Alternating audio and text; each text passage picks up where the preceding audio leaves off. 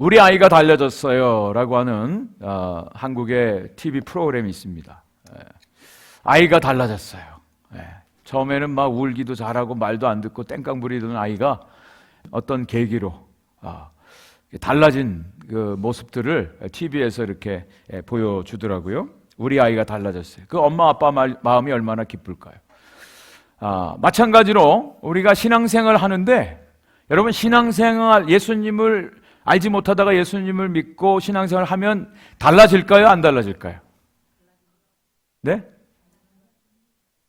달라집니까? 네.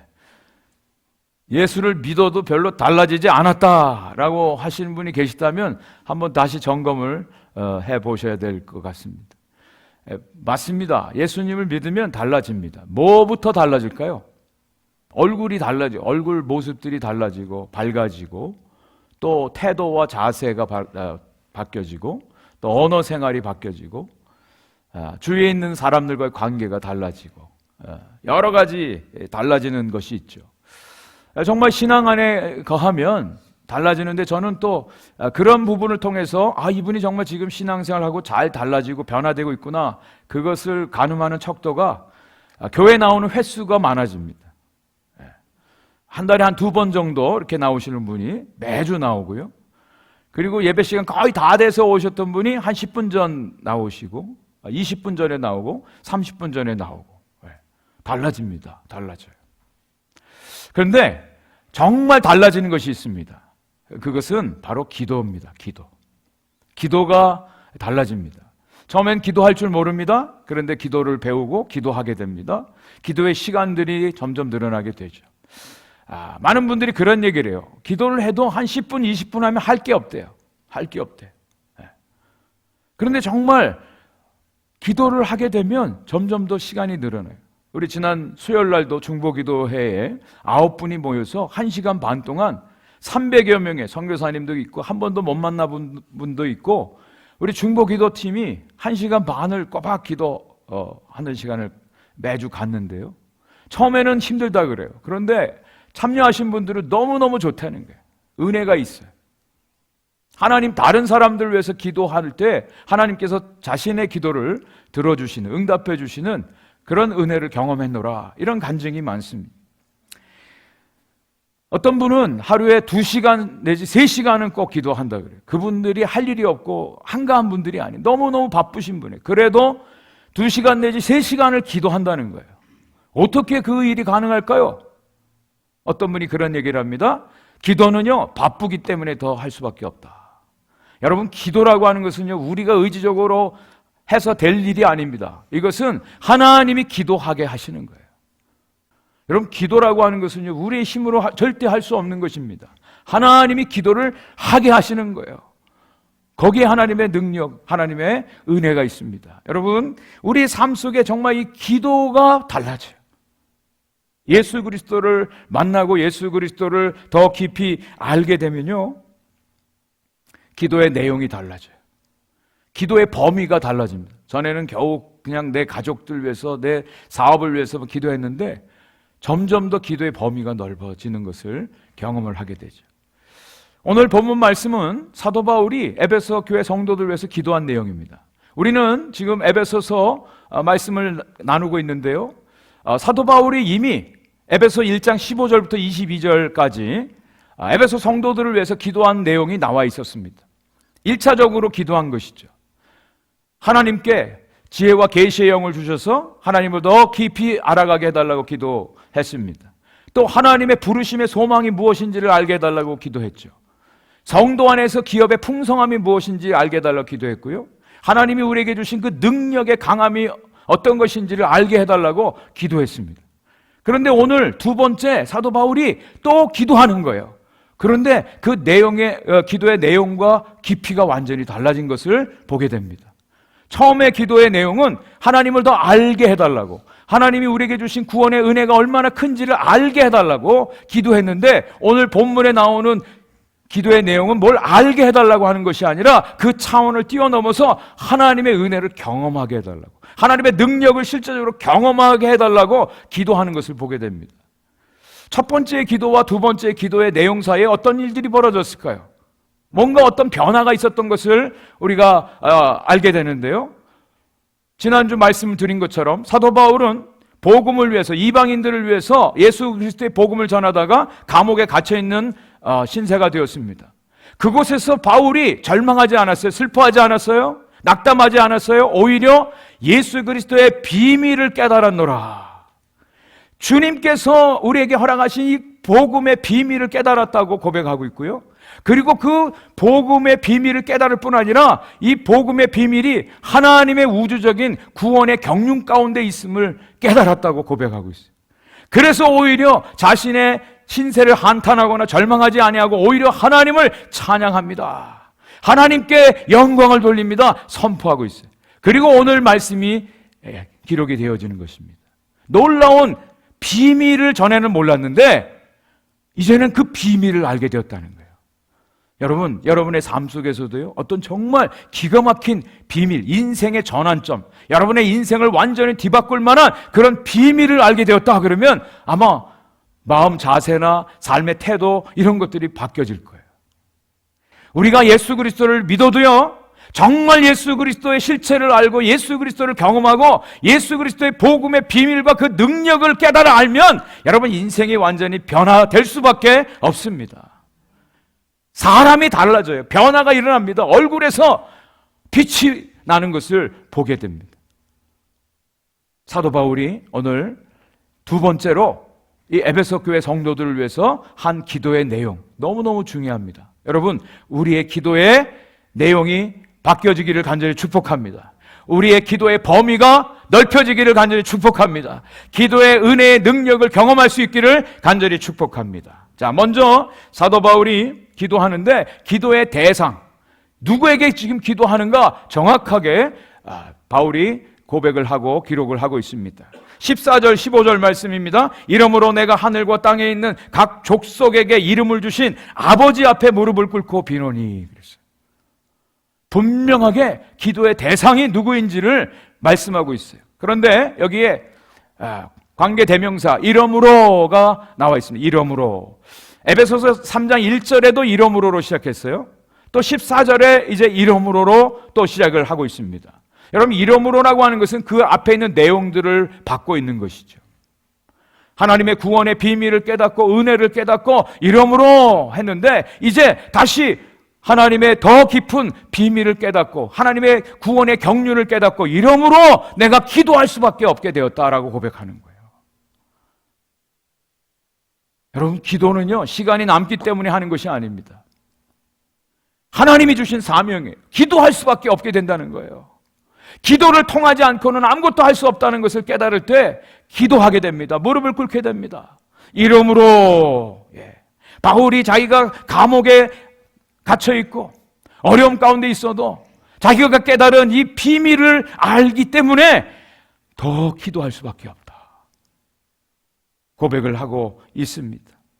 기도는요, 우리가 원하는 것을 하나님 앞에 간구하는 것, 물론 그것도 기도지만 진정한 의미에서 기도는 하나님께 설득을 당하는 겁니다. 기도라고 하는 것은 하나님께 설득을 당하는 거예요.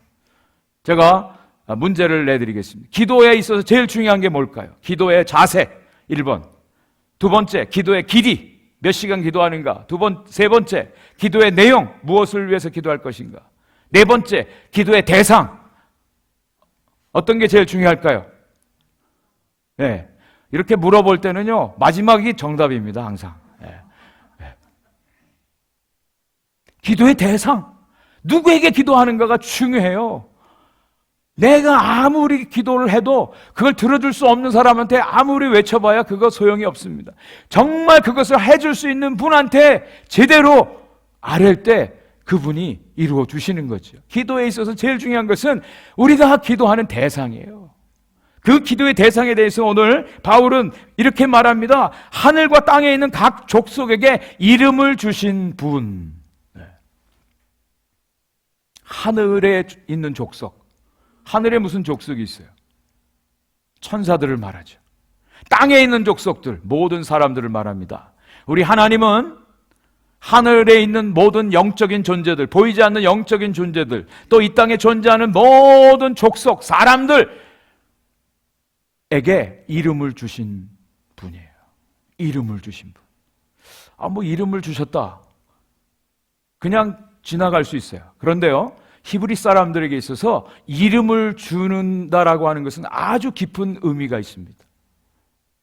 우리가 보통 한국 분들도 아이가 태어나면 누가 이름을 지어주죠? 보통 아버지가 지어주잖아요. 아버지가. 그러니까 아버지의 씨, 아버지를 통해서 태어났기 때문에 아버지가 보통 이름을 지어주게 돼 있어요. 히브리 사람들에게 있어서 이름을 지어준다라고 하는 것은 그 대상을 만든 존재입니다.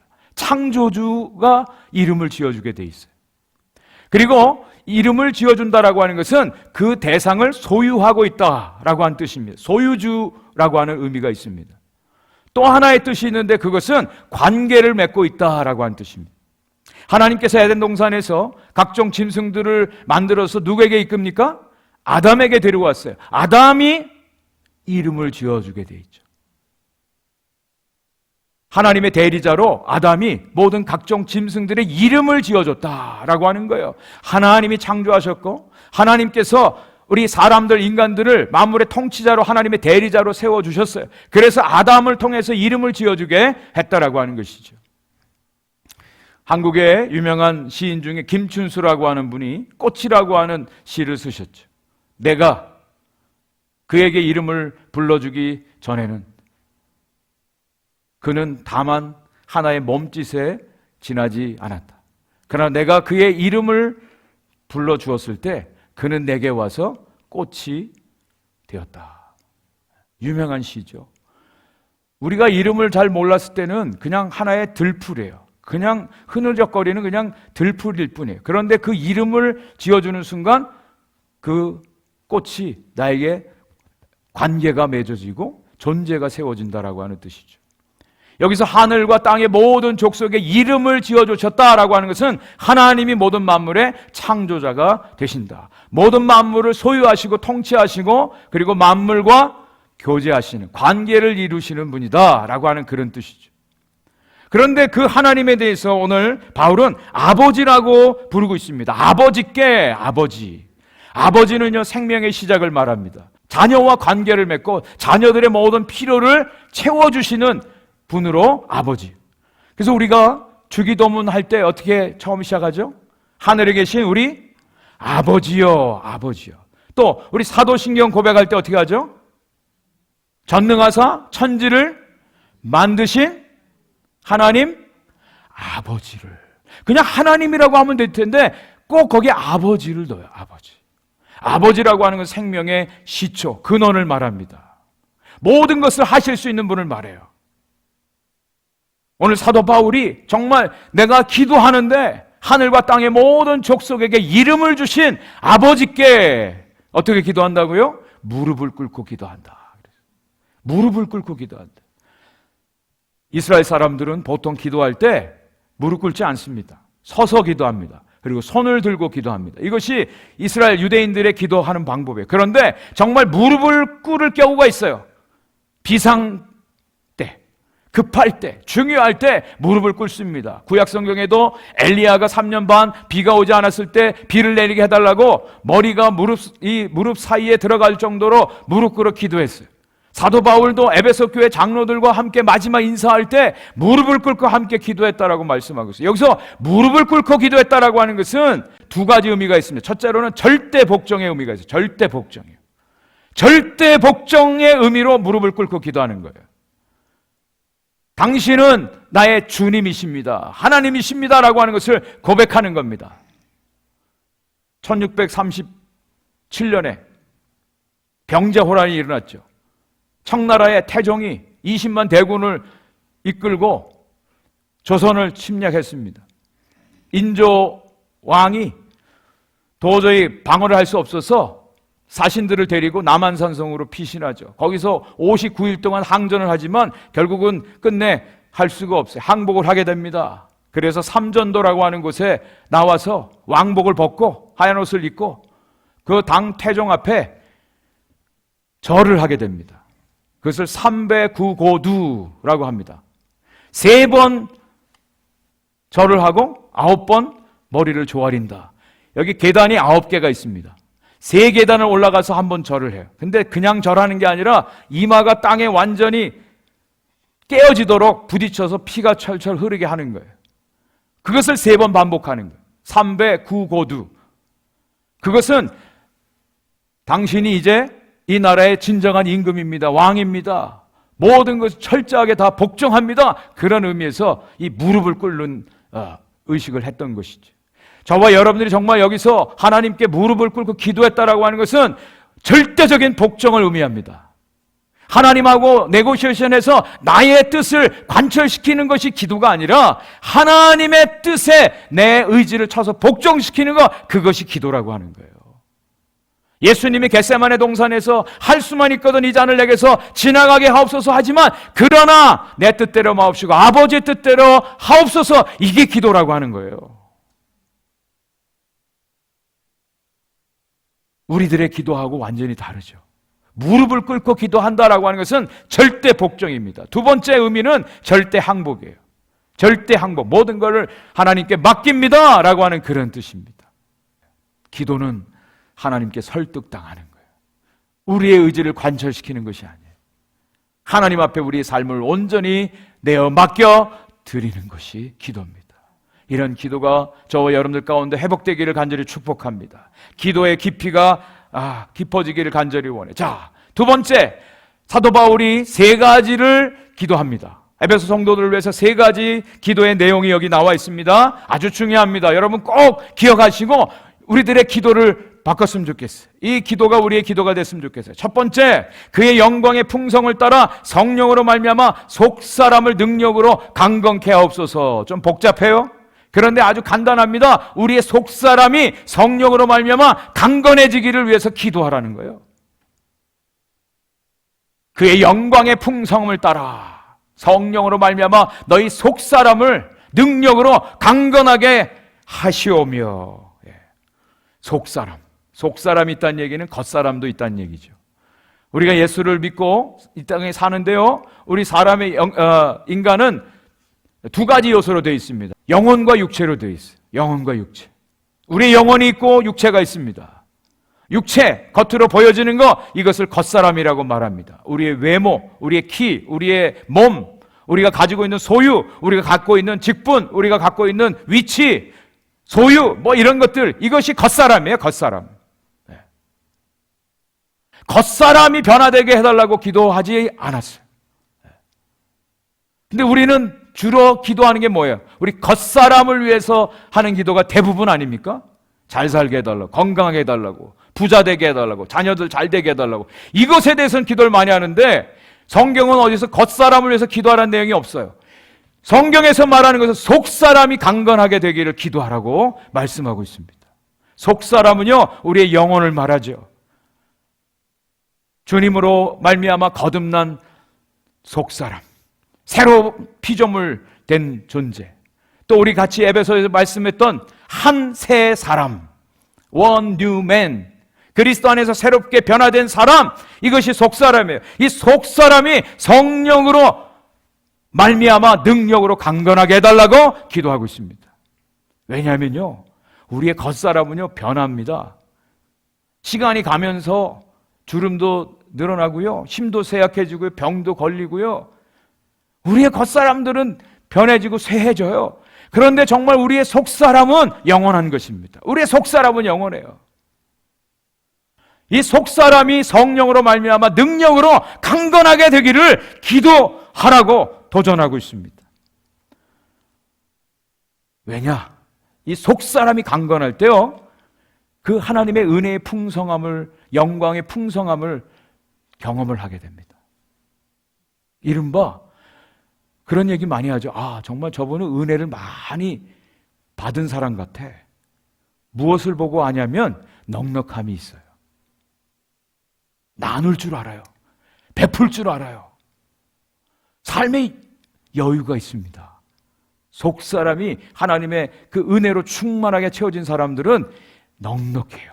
여유가 있어요.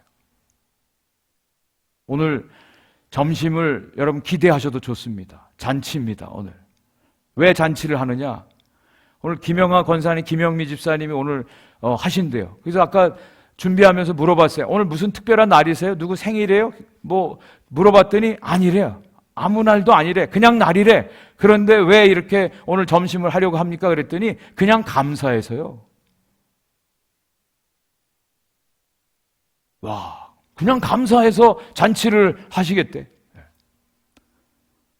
은혜가 임하면요 넉넉해집니다. 풍성해져요. 나누고 싶어요. 베풀고 싶어요. 저는 이것을 어디서 발견하느냐? 뷔페 식당에 가서 저는 확실히 봅니다. 그렇게 음식 가지고 서로 먹으려고 막 이런 사람도 뷔페 식당만 가면 넉넉해져요. 서로 먹으래. 서로 막 갖다 줘요. 예? 아, 이런 여유와 넉넉함이 어디서 오나? 예, 이미 다 지불됐기 때문에. 거기 있는 거 다 먹을 수 있기 때문에 넉넉함이 있어요. 우리 영적 삶에도요, 하나님의 은혜가 우리 가운데 충만하게 채워지면요 넉넉함이 생깁니다. 나누고 싶어요. 베풀고 흘러보내도요 모자라다는 생각이 안 들어요. 항상 부자로 삽니다. 이것이 속사람이 능력으로 강건해지는 삶의 비결입니다. 자, 두 번째 17절 말씀해 보니까 믿음으로 말미암아 그리스도께서 너희 마음에 계시게 하시옵고 그래요. 네. 믿음으로 말미암아 그리스도께서 너희 마음에 계시게 하도록 기도하라는 거예요. 이게 무슨 말인가 조금 이해가 잘 안 갈 수도 있어요. 쉽게 말씀드리면 예수님하고 편하게 지내라라는 뜻이에요. 우리 보통 예수님을 어떻게 해요? 믿는다 그러면 예수님을 영접한다 그러죠. 예수님이 어디 계세요? 물어보면 어디 계시다 그래요? 우리 안에 계시다 그러잖아요. 우리 안에 계십니다. 우리 안에 계신다. 성경에도 그런 말씀이 나와요. 주님이 내 안에, 내가 주님 안에. 이게 성도들의 삶이에요. 주님이 지금 어디 계세요? 우리 안에, 우리 삶 속에 오셔서 우리와 동거하시는 거예요.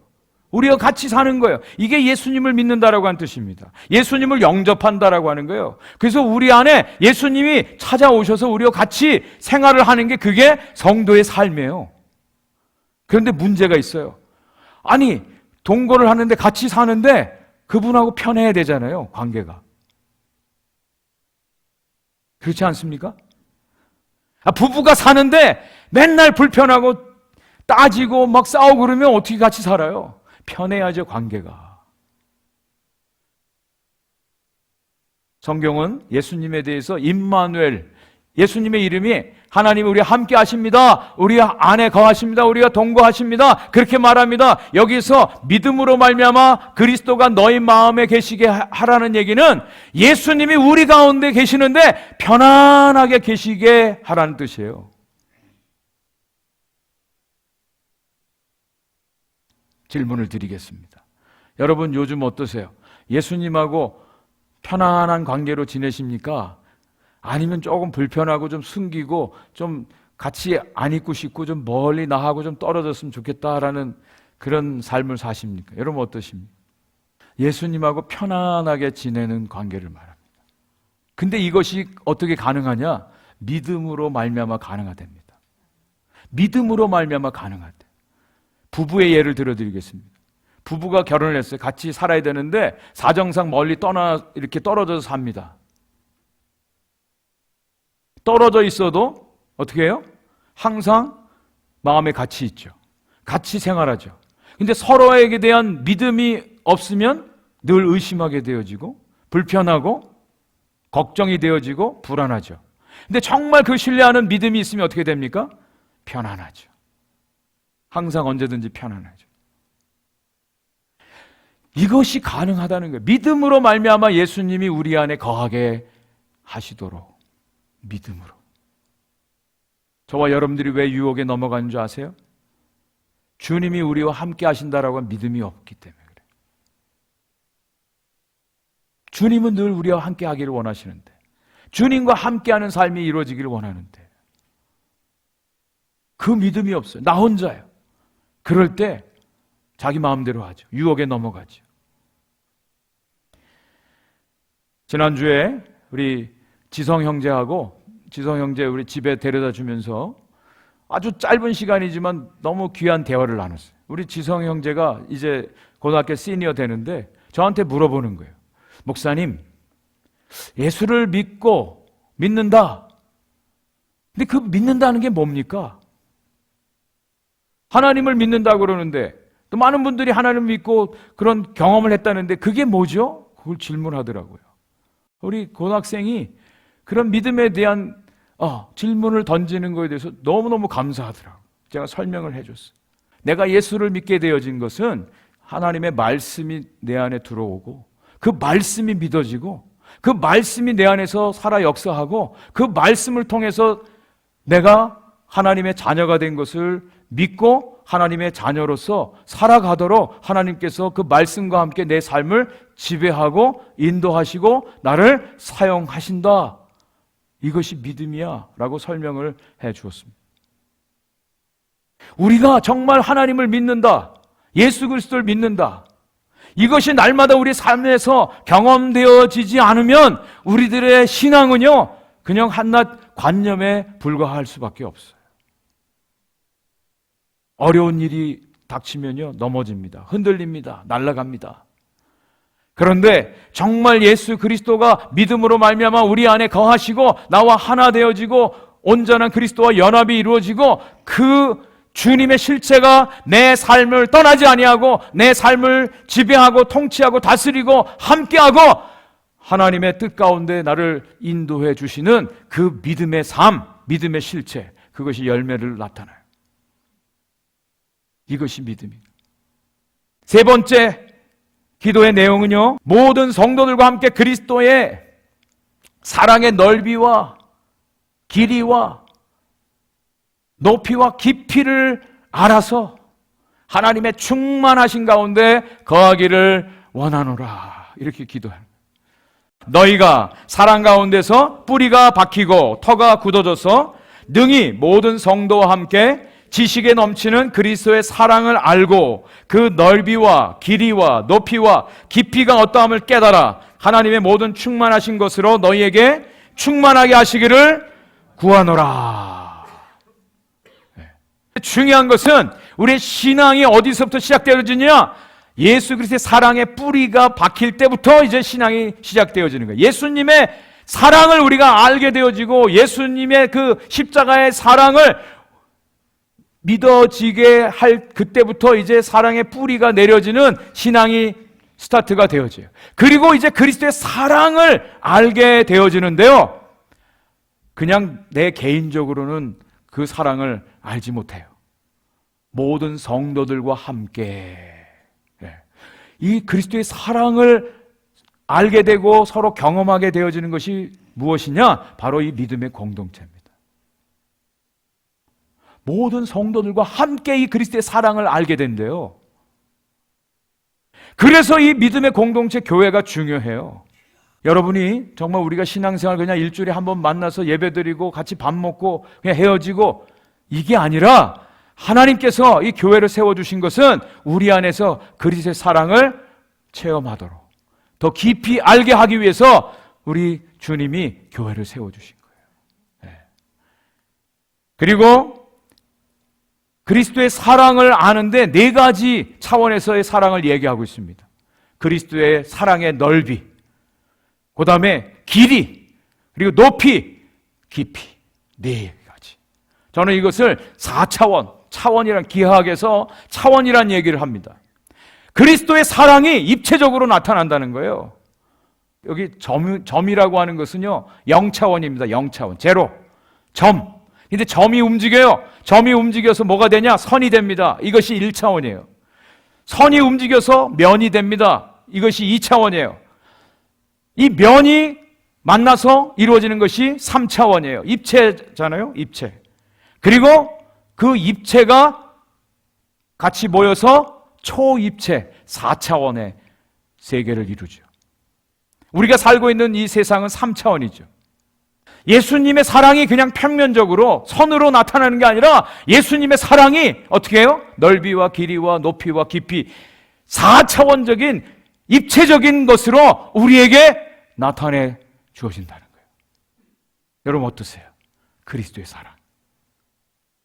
그리스도의 사랑이 완전히 입체적으로 우리에게 다가오고요. 주님의 사랑을 이 공동체를 통해서 깨닫게 되어진다는 거예요. 먼저 그리스도의 사랑의 넓이, 이것은 주님의 그 사랑이 얼마만큼 포용하는지, 유대인들과 이방인들과 모든 사람들, 예수님은 누구든지 누구라도 다 주님의 사랑이 다 품으실 수 있는 그 사랑이에요. 누구라도 주님을 믿으면 구원을 받을 수 있는 넓은 사랑이죠. 여기 오늘 선교사님들이 많이 와 계세요. 우리가 보통 사랑한다 그러면 겨우 그냥 내 가족들, 내 친한 친구들 정도 사랑하죠. 근데 좀 거기서 좀 더 벗어나는 사람들은 이웃들을 사랑해요. 근데 이분들은 아무 관계도 없는 타 인종들, 타 문화권, 타 언어 속에 있는 사람들, 그 속에 가서 이 복음을 전한다 그래요. 무엇이 선교사님들을 그곳에 가게 하실까요? 주님의 이 사랑의 넓이는요, 리밋이 없어요. 어디든지 다 포함할 수 있는 주님의 사랑의 넓이가 말씀되어지고 있습니다. 또 주님의 사랑은 길이, 주님의 사랑이 얼마나 길까요? 에베소서는요, 주님의 사랑이 언제부터 나타났느냐? 창세 전부터 나타났대요. 그리고 영원까지, 주님 앞에 서는 그날까지 주님의 사랑이 이어진다라고 말씀해 주고 있습니다. 우리 인간의 사랑은 있다가 없어져요. 변합니다. 그런데 주님의 사랑은 영원 전부터, 창세 전부터 영원 끝까지 이루어지는 주님의 사랑이라고 말씀해 주고 있습니다. 저는 요한복음 13장 1절 말씀을 너무너무 좋아해요. 예수님이 십자가를 앞두고 마지막 제자들하고 마지막 만찬을 하실 때 주님께서 하나님께로 갈 때가 이른 줄 아시고 자기의 사람들을 사랑하시되 끝까지 사랑하셨다. 예수님은 끝까지 놓지 않고 사랑하셨어요. 떡을 떼어주고 잔을 주고 발을 씻겨주는 그 사람들 가운데 곧 있으면 자기를 배반할 베드로도 있었고요, 은 30에 자기를 팔아넘길 가룟 유다도 거기에 있었어요. 그런데 주님의 사랑은 끝까지 사랑하셨어요. 그리고 세 번째, 주님의 사랑의 높이를 알게 해달라고 기도하고 있어요. 이것은 초월적인 사랑을 말하죠. 이 세상의 사랑들은요, 다 자기 유익을 위해서 사랑하죠. 그런데 주님의 사랑은요, 그걸 뛰어넘는 초월적인 사랑이라고 하는 것을 말씀해 주고 있어요. 지옥에서 천국으로 이끄시는 주님의 사랑. 그리고 마지막 네 번째로, 주님의 사랑의 깊이가 어떠한 줄을 알게 해달라고 기도하고 있어요. 예수님의 사랑이 어떻게 나타났죠? 자신의 생명을 다 내어주기까지, 자기의 생명을 다 내어주기까지, 받을 자격이 없는 저와 여러분들 같은 죄인들을 위해서 다 내어주신 희생적인 사랑이었어요. 예수님의 사랑의 깊이입니다. 저와 여러분들의 신앙의 뿌리는요, 바로 이 예수님의 사랑에 근거해야만 온전하게 세워질 수가 있습니다. 우리가 아직 죄인 되었을 때, 우리가 아직 연약했을 때, 우리가 아직 원수 되었을 때에 하나님께서 예수 그리스도를 이 땅에 보내주셔서 십자가에 죽게 하심으로 하나님 아버지의 사랑을 확증하셨느니라. 하나님의 사랑이 바로 이 예수 그리스도를 통해서 나타났습니다. 충분히 나타났습니다. 더 이상 부족한 것이 없이 나타났어요. 완전하게 나타났습니다. 저와 여러분들이 이 사랑을 온전히 알 때, 그 사랑에 뿌리박고 거기서부터 온전한 신앙이 출발되어지게 되어 있습니다.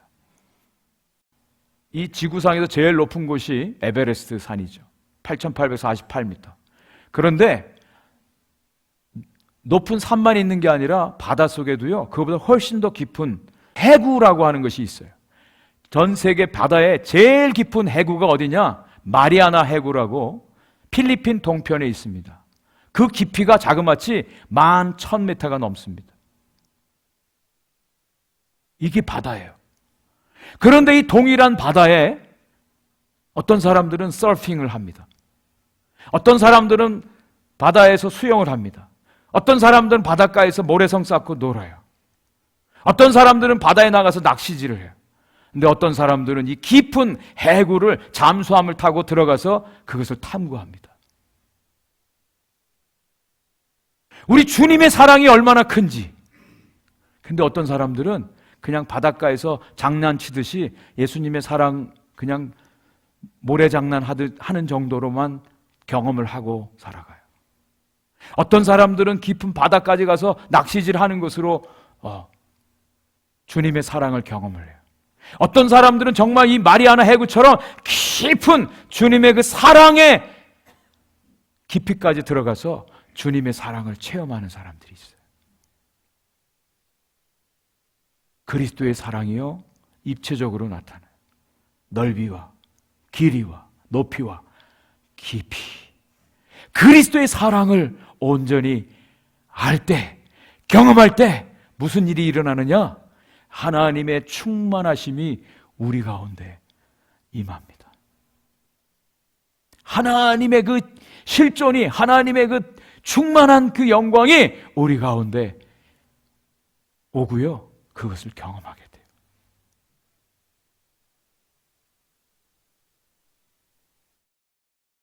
저는 우리 오픈도어 교회 성도님들이 이 주님의 사랑을, 입체적인 이 사랑을 여러분들이 날마다 경험할 수 있기를 간절히 축복합니다.